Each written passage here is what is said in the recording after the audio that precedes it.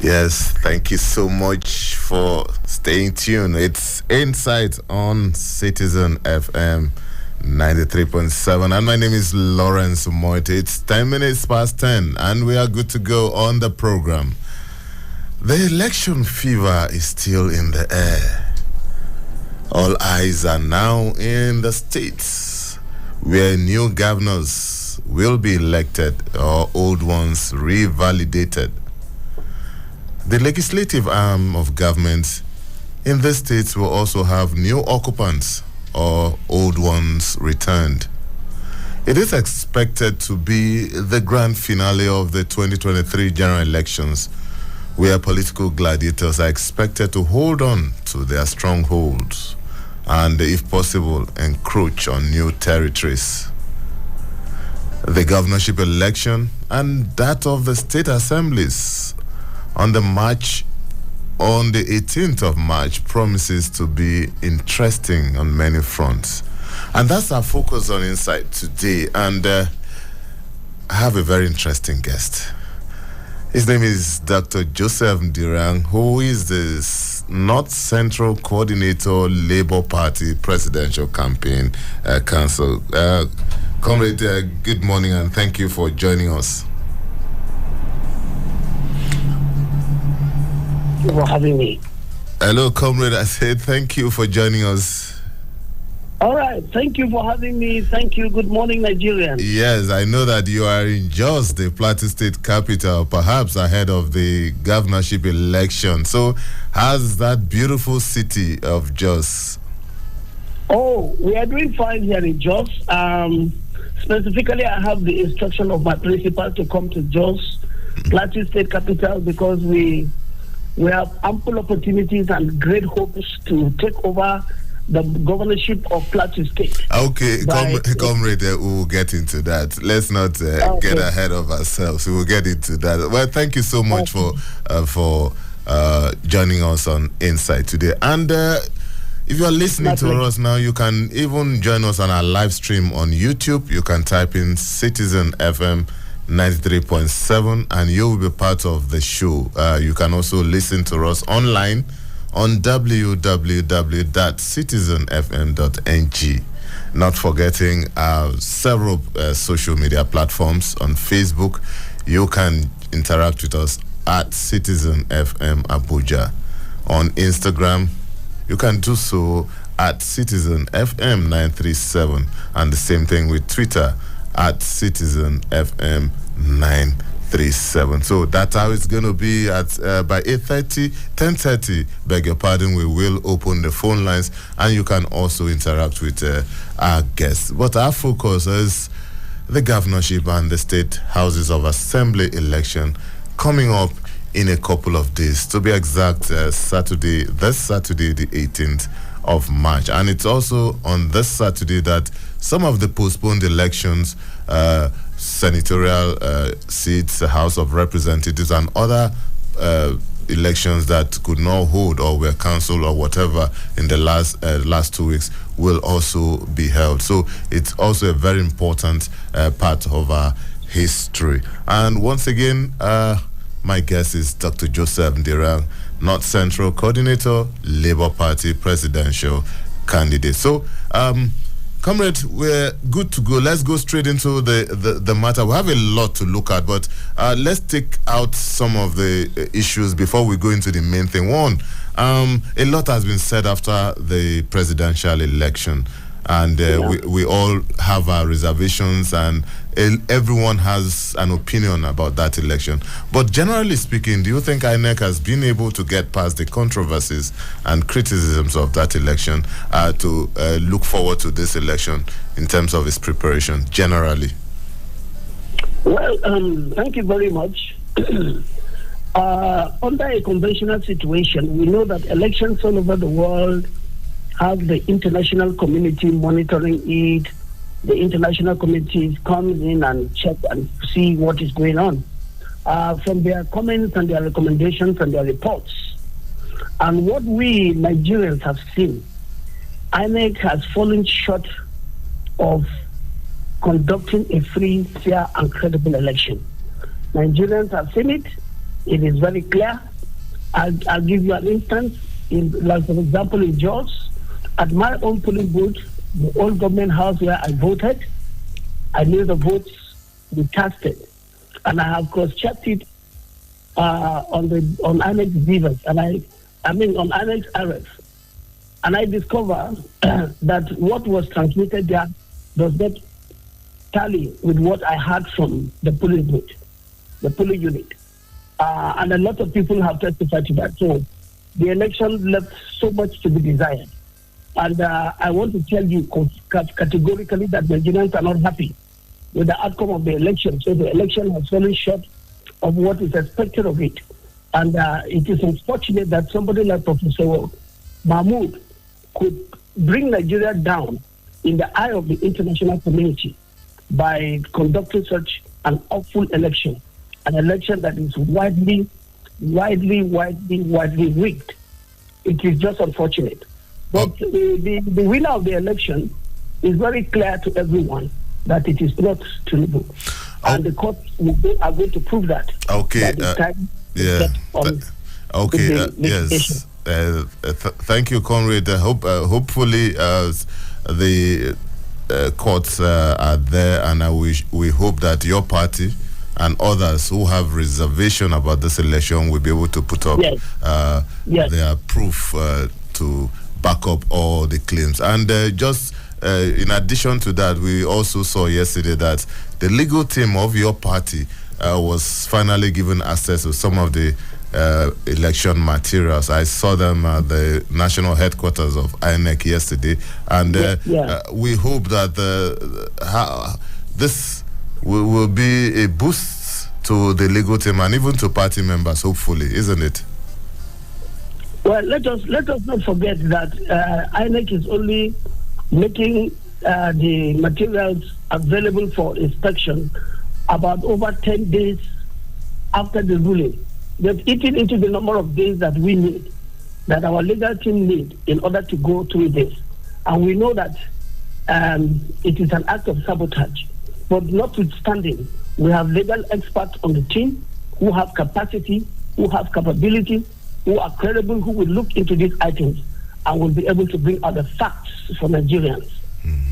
It is clear. Okay, Comrade Didan, we know that the election, some people, there were allegations across of electoral offenses varying depending on the part of the country. Yes. Is it of any comfort to your party that yesterday the Inspector General of Police ordered that case files of these electoral offenders be forwarded to INEC for prosecution?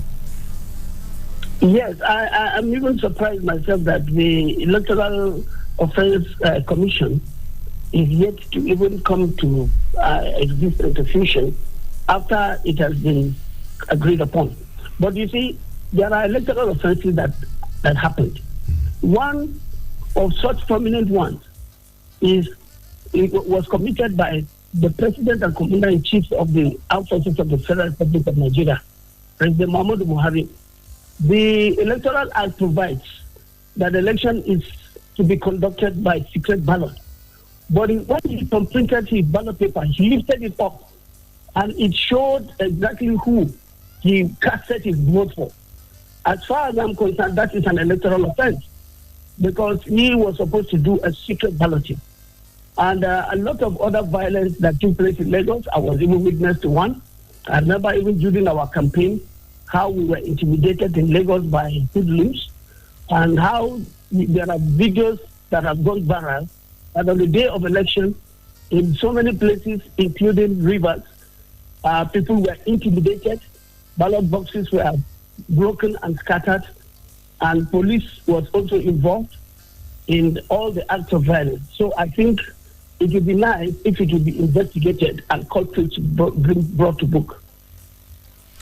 Okay, Comrade, before we go into the governorship election, the last election, the presidential election and the National Assembly election, despite all the reservation everyone has, many people still insist there were some positives in that election.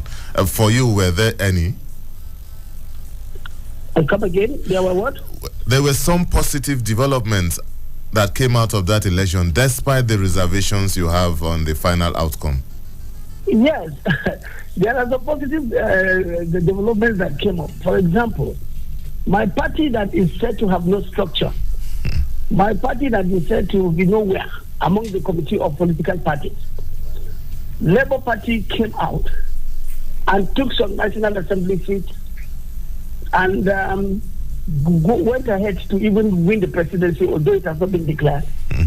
And you see, a lot of things happen because the positive things are that Nigerians are now wiser. Nigerians have now come into their political consciousness.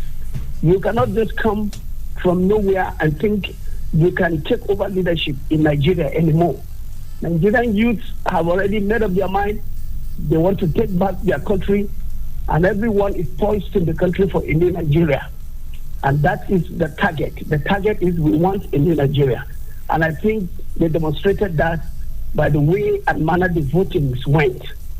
Nigerians are ready to take back their country. So those are some of the positive things that happened. And I also know that young men stood their ground. Some stayed up to 2, 3 a.m. in the morning, making sure that their votes count. And those are new developments. In the past, people would just leave it and just get away. Some people may not come out.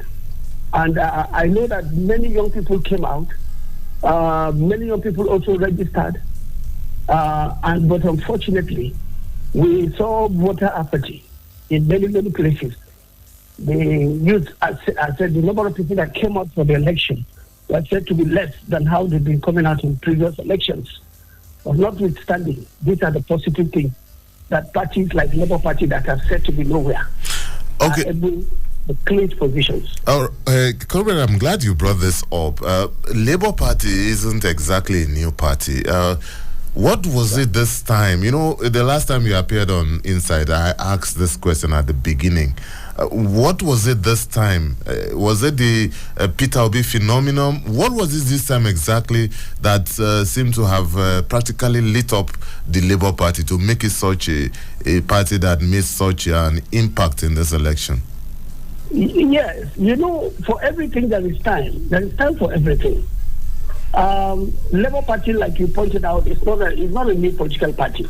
Labour Party can be said to be the oldest political party among the Nigerian political parties. Labour Party is an international political party. We are existing in 57 countries of the world, and we are ruling in 7 as I speak, with having Brazil, President Lula, Comrade Lula, who was just inaugurated about 2-3 months ago as the president of Brazil. So Labour Party is not as local as the APC and PDP. Labour Party is an international political party. But this time around, people have seen that the Nigerian Labour Congress, who are the owners of the Labour Party, has been the organization that has stood with the common man in Nigeria. They have stood with the masses in terms of when the government brings out of nations policies like fuel increase, Labour will always go out against them, and they now see that they have to rally around the party. It also includes the coming of a very transparent person like Peter Obi, who decided to take the Labour Party as a platform for him to canvass for votes from Nigerians to become the president and commander-in-chief of the armed forces of the Federal Republic of Nigeria. His character, his capacity, his competence, and his commitment has added impetus to the party. And people seeing that the party is being championed by the Nigerian Labour Congress, which has stood by the masses, coupled with Obi's reputation, the party took the plus. And then everyone decided to go with the party. Because when you check records, you will discover that there is none of the governors that have existed, even though they have made themselves umpires, none of them has existed and lived the kind of life that Obi lived in terms of transparency and accountability. So that is what gives impetus and strength to the Labour Party. And I tell you, Labour Party has come to stay from now onward. Labour Party will rule Nigeria. Well, comrade, there are people who, despite what may be seen as a positive development, are a little bit worried because we keep preaching strong institutions and not strong personalities. Some people are worried that what we have is a personality cult, and everything around the movement today is around your candidate and not necessarily the party. If there's a change of candidates today, the Labour Party may lose its team. What will you say to this? If you look at our manifesto, the manifesto of the presidential manifesto, item 3 talks about institutional reform. And you see, we have come to understand and we have come to see clearly that Nigerians worship, in fact, they worship human beings. They in fact, like you rightly pointed out, we value human beings, we value personalities than institutions. And that is very wrong. We want to come out with a system whereby we will only give credence to institutions. We will make institutional reforms in such a manner that it is the institutions that will decide what happens in the country, not an individual. Because you can see in the whole political scenario, if you look critically, it is circled around Tinubu, they circled around Atiku, and people are trying to say Peter Obi. No, Peter Obi is always separate. Peter Obi, how is it separate? Look at Peter Obi, it is separate because of his character and his transparency in governance, which is part of institutional reform that we need to bring in the country. All right. Let's leave it at that, comrade. We need to take a short break, and when we come back, the phone lines will be open, and then we will also dwell extensively with the issues of the governorship election and the state houses of assembly elections in Nigeria. Insight will be back in a moment. Please don't go away.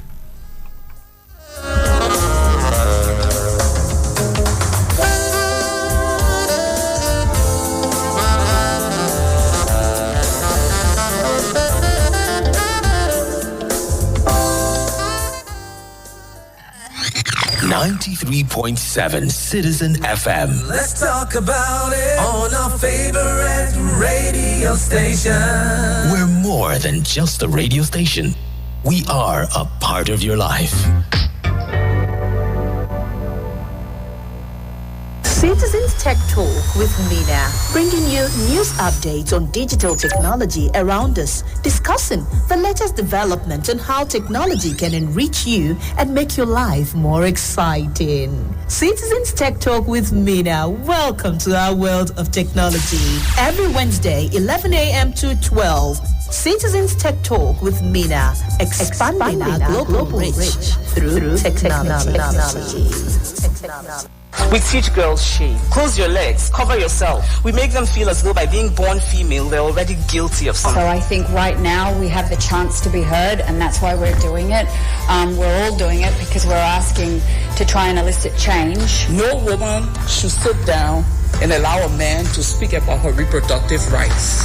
But it is about opening spaces for other women and not to be seen as token, and that because I'm a woman, I'm only speaking about women at the table. No, I'm speaking about side of the table that is empty, and the women have to be there. So I want us to leave this world better than we found it. And how I choose to affect change is by speaking up, by being the first and by being the dominant. Over 4 billion of the world's population are girls and women, also faced with challenges that affect our world and contributing solutions to them. Let's have conversations and get some answers to them through their eyes and voices. Tune in to Perspectives, where we discuss important issues ranging from climate change, politics, health, the economy, and lifestyle on Citizen FM 93.7 Abuja. Weekdays from midday. Perspectives. Conversations that matter.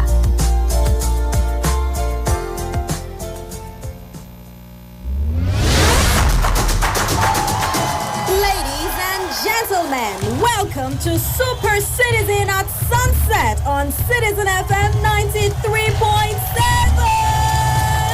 This is the fun-packed radio show you heard about. Did you miss any one of our programming today? Join me, Didi, from the Citizen Hut when we run through our programs from sunrise. Stay abreast, get informed on news roundup. It even gets better. Do you think you know Nigeria? Answer 3 questions correctly and be one of our daily winners on Quizzes. It is the full package. Let's take you back, way back on African vibes. Let's celebrate the African people, the rich cultures across borders, the languages, the good food, and wealth of excellence on African vibes. Join me every Monday to Friday, 5 p.m. to 7 p.m. It is on Citizen FM 93.7 Abuja. Investigations, special reports, analysis, and breaking news. Premium Times, a leading multimedia news platform, brings to you every minute stories that helps you make informed decisions and hold public officials, individuals, and organizations accountable. We have cartoons, videos, podcasts, and other interesting content for your delight. For timely update on politics, entertainment, sport, and business, visit our website on www.premiumtimesng.com and follow us on all our social media platforms. Don't miss out. 93.7 Citizen FM. Let's talk about it on our favorite radio station. We're more than just a radio station. We are a part of your life.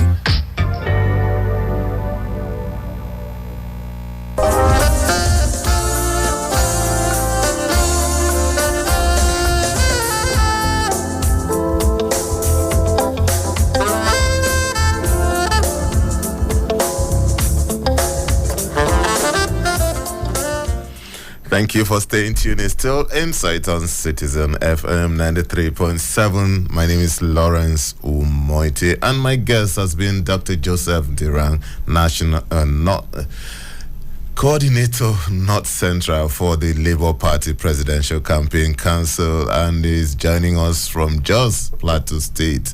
Thank you so much, comrade, for staying tuned. Thank you very much. Thank you for having me, Lawrence. Okay, and you can be part of the program by joining us on our live stream on YouTube by typing in Citizen FM 937, and also you can listen to us online on www.citizenfm.ng, and also our social media platforms on Facebook at Citizen FM Abuja, on Instagram at Citizen FM 937, and also on Twitter at Citizen FM 937. And also you can call us. The phone lines are open now on 0903 2229797, or you can also call us on 0818 2222205 or 0818 2222206. Don't forget, you can also send us a WhatsApp message on any of these numbers. We will be glad to receive any of your calls. If you have any question too, let's know. Comrade is also on ground to answer any question you want to ask. So that's how it's going to be. And comrade, off we go to the main issue. Every politics, they say, is local, and I'm sure comrade Ndera knows that. The governorship election, pundits will say, the state houses of assembly, they will say it's not going to be like the presidential election, which is a national assembly. So what are the differences? What are we looking at in this election? Well, like I said earlier, Nigerians are now politically conscious, and they've woken up from their slumber, and they are looking at the trend of events in the country, and they are convinced that one of the most sensitive positions is the position of the governorship, because the governors appear to have become empires who have created for themselves powers. And they are the people that dictate the pace of life. And like you said, every politics is local.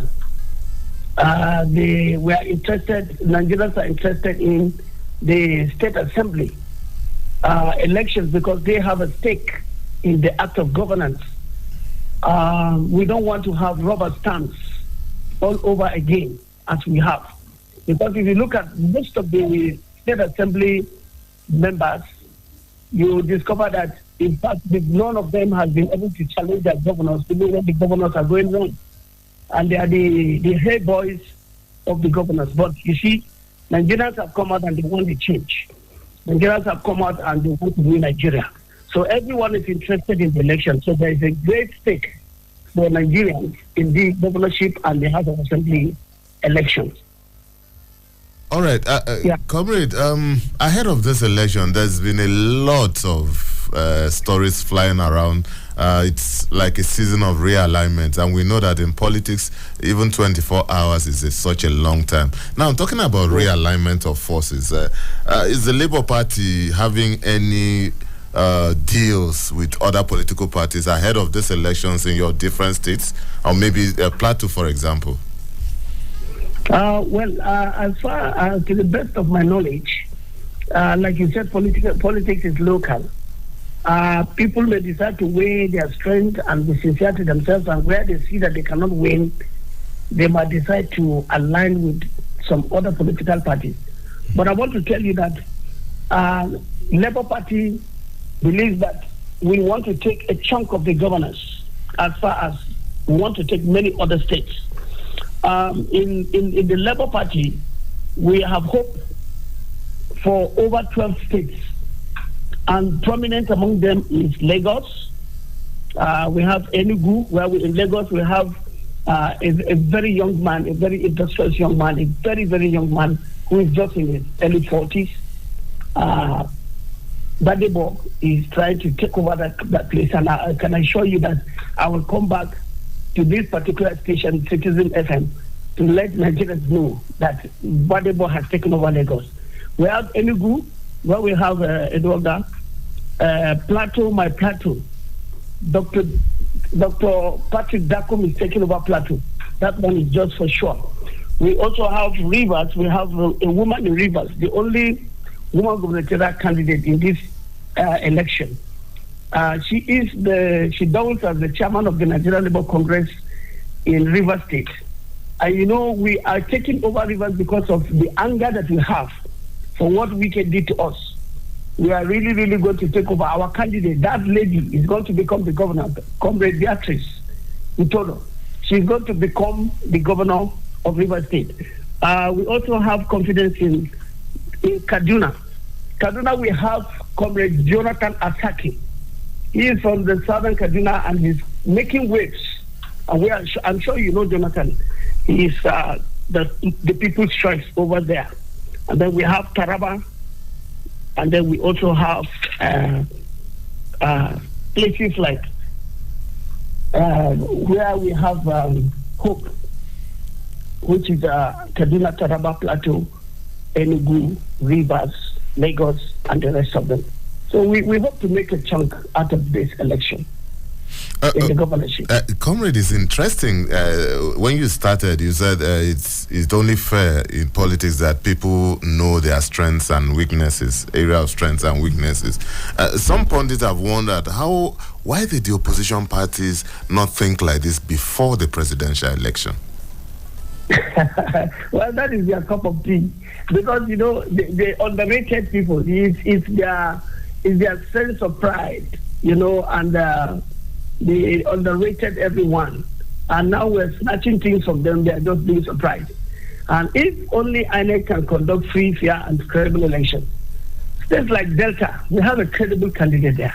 We are coming out to take some of the governors. We will be, by the time the election is over this Saturday, we will see Nigerians are coming out. It is Labour Party top to bottom. We have started with the presidency. People are going to go to the polls, even though people are angry. We are going around now pacifying people in the campaign, saying, please, don't worry, we will collect our mandate. Let's go ahead and bring down the election from top to bottom, Labour Party all the way. And this is exactly what Nigerians are going to do. They will go all the way and elect our candidates in the governorship election and the House of Assembly elections. Okay, when you were talking about your governorship candidate in Rivers State being a female, I was just wondering, I'm looking at the record of Labour Party, your gender record. One candidate in 36 states, even in the Senate, you had only one candidate out of the 7 senators that were elected on your party's platform. In the House of Representatives was even worse. Out of 33, only one was female. So how this is really not the kind of records you promised Nigerians, isn't it? Okay, a journey of 1,000 miles begins with a step. We were not even counted among people who will go to the Senate and the House of Assembly at all. And another thing is, Labour Party is a political party that when you come for tickets, first and foremost, we do a background check on you. It's not that some people did not come, they came. But when we did a background check on them, we discovered that they do not fit our standard. And so we rejected selling our forms or anything to them, because as a matter of fact, we will check your background, we will see your antecedents, and then we will weigh you. But I want to say that most of the people, if they don't come, there's no way we can force them. If there's any political party that has a program for gender, it is the Labour Party, because our ticket for women is free. Our ticket for youths is also subsidized. So we're not after the money, we're after the credibility of the candidate. So it is those women that came that we backed up. And you can see distinguished Senator Ireti is going to come into the Senate gracefully from Labour Party. And our sister also was gotten to the to the House of Reps is also there. So our prayer is that this journey we have started, we are going to look critically at it. In our government, let me tell you, in Peter Obi's government, women will be given special place. Because if you look at the track record of Obi, most of the people that served Obi in Anambra State, they are women. They are Council General, Commissioner of Finance, have just named the positions. Women were there. So in Labour, we already have a political commission for women. We have the Women's Commission. So it's a political party that has respect for women. And I want to tell you that in subsequent elections, you will see our hand.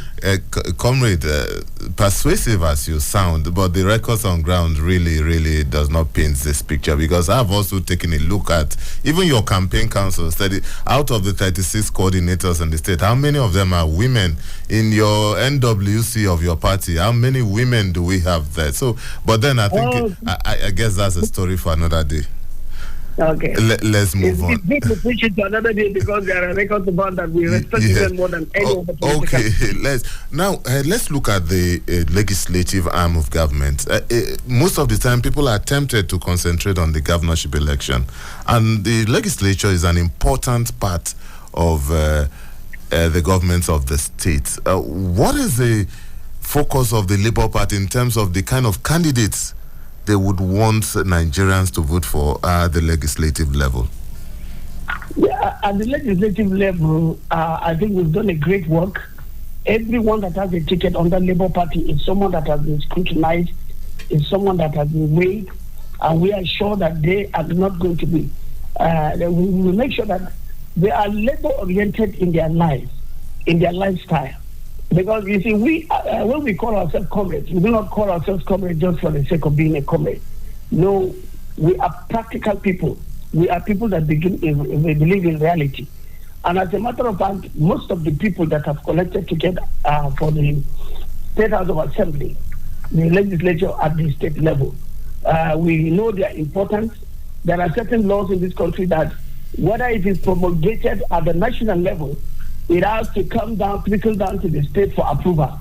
And we have seen what has happened to very wonderful laws that are supposed to have been passed, whereby it is stiffened by the selfishness of the governors who have packed their voice into the legislative arm, and they are directing them to do what is wrong, even though there are laws that are supposed to be promulgated, and laws that are supposed to be enacted that will help Nigerians to come out of the quagmire that we find ourselves. So we are really serious about it. We brought up candidates, credible candidates, and we are sure that they are going to win election, and nobody who becomes governor can just toil with a group of those people. This we are putting in place and we are watching. Okay, comrade, the social media it's one of those facilities some people will say that really boosted the chances of the Labour Party. But some have also observed the downside to it, that most of your supporters on the social media generally are accused of being aggressive, antagonistic, and sort of to a lot of people who would ordinarily be sympathetic to the case of the Labour Party. Well, you know, we're in the 21st century. And you know the role as a media man, you know the role the social media plays. It makes the world a global village. And it also gives information at the doorstep of everyone. And so on the social media, if you place anything and it does not go down well with anybody, not necessarily Labour Party members, they will react. You know, some of the things they put up there are just not good. They are just fake information. Labour Party has has the right to put things right, and especially the young ones. You know, they are wizards in this thing, and there is nothing you can do about it. We will continue. We liberate on the social media because we are a party that is guided by information. The day you stop having information, that is the day you start dying, because you need information. You need to process information. You need to articulate information for you to be able to live in the 21st century. That is why we use the social media. We are friends of the social media, but we are there to correct ills, and we are there to correct misinformation. And that is what our young men are doing in the social media. And we are satisfied with what they are doing. People who say that they are being aggressive, I don't know, if you place a lie on the platform, we will reply you and tell you that you are lying. And that we do with every sense of responsibility. Comrade, closely linked to that has also been this allegation of fanning the embers of hatred and violence and the use of religion and ethnicity in terms of trying to push forward narratives. I give an example, Lagos State, for example. There is the danger that we noticed recently that the Labour Party should not be reduced to an ethnic party. People who voted in Lagos cut across ethnic groups and everything. So shouldn't let your members think or push that narrative that it's us versus them. You see, let's be factual to ourselves. If you look at the Nigerian political scenario, you know, Nigerian politics is played on the platform of religion, it's played on the platform of ethnicity, it's played on the platform of sectionalism. And let me tell you, I'll be bold and frank to tell you the background, the genesis of where we have this. It was more pronounced during the Buhari administration. President Muhammad Buhari is the one that opened the eyes of Nigeria to either religious or what I would call ethnic politics. He gave the most sensitive positions to a group of a particular religion. The chief of staff, the army chief of staff, just name them. Immigration, customs, everywhere is occupied by that section of the religion. And so the other religions felt very bad. And so they now started saying, well, we also will try to put our own there. And everyone's eyes, so you cannot rule out the fact that the religion was played. And then ethnicity too. Tinubu was even speaking with his own language, Emiloko. So when he said Emiloko, he's speaking to Nigerians. Even though me, I'm a mobile man from Plateau State, I wouldn't have known what he's speaking about. But he has brought ethnicity into the place. So the truth of the matter is that ethnicity and religion are definitely going to play. But in the new Nigeria, we are conducting and advocating The new Nigeria will not have anything to do with religion. It does not matter what your religion is. What we will look at is merit. What we will look at is credibility.